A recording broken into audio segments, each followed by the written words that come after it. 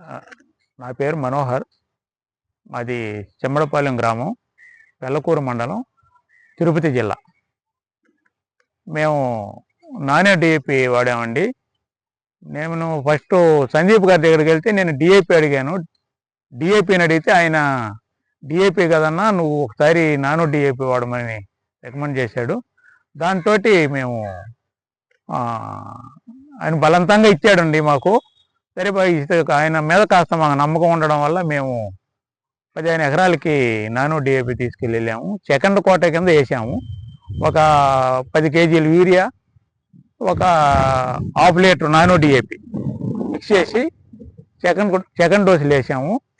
వరి పెరుగుదల కానీ ఆ నలుపు కానీ బ్రహ్మాండంగా వచ్చింది.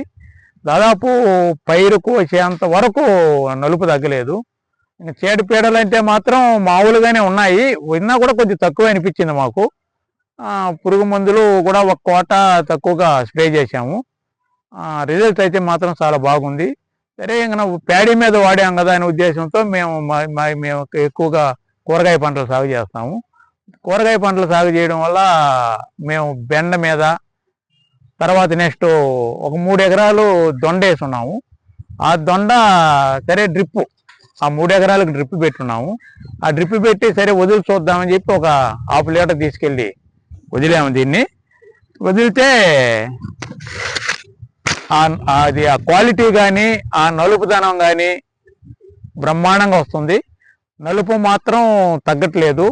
ప్రతి 20 రోజులకు ఒకసారి నానో డిఏపి నేను డ్రిప్పులో కూడా వదులుతూనే ఉన్నాను, కంటిన్యూ చేస్తున్నాను. అవి వదిలిన తర్వాత పూత రావడం అయితేమి, నెక్స్ట్ ఆ నలుపుగా పంట నలుపు ఉండడం అయితేమి, ఆ ఇగురు రావడము, పూత అన్ని విధాల చాలా బాగుంది. తర్వాత మేము అప్పటి నుంచి బెండ మీద వాడుతున్నాము.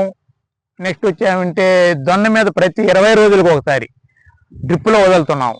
స్ప్రేయింగ్ అయితే ఇవ్వట్లేదు, కానీ వాళ్ళు అయితే స్ప్రేయింగ్ చేయమన్నారు. స్ప్రేయింగ్ చేసే మేము వేరే పురుగు మందులు వాడుతూ మేము డ్రిప్పులైనా వదులుతున్నాం. డ్రిప్పులో వదిలినా కూడా సూపర్ రిజల్ట్ ఉంటుంది. మేము ప్రతి 20 రోజులకు ఒకసారి దాన్ని మిగిలిన ఫర్టిలైజర్స్ అన్ని ఆపేసి దీన్నే 20 రోజులకు ఒకసారి వాడుతున్నాము. బ్రహ్మాండంగా ఉంది. పంట అయితే మాత్రం బాగుండదు. పూత, పెట్టుబడి కూడా చాలా తక్కువ తగ్గుతుంది. అది ఒక 20 రోజులకి ఒక హాఫ్ లీటర్ వదిలితే, ఒక హాఫ్ లీటర్ డబ్బా వదిలితే 20 రోజులకి దాకా ఆ నలుపు, ఆ పెరుగుదల 20 రోజుల దాకా తగ్గకుండా వస్తుంది. కాబట్టి మిగిలిన వాటితో పోల్చుకుంటే చాలా చాలా తక్కువ పెట్టుబడి, ఈజీ కూడా. మేము డ్రిప్లో వదిలేయడం అంటే చాలా ఈజీ కదా, హ్యాపీగా ఉండదండి మా పరిస్థితి. కాబట్టి హ్యాపీగా రైతులందరూ దీన్ని బాగా సద్వినియోగం చేసుకోవచ్చు.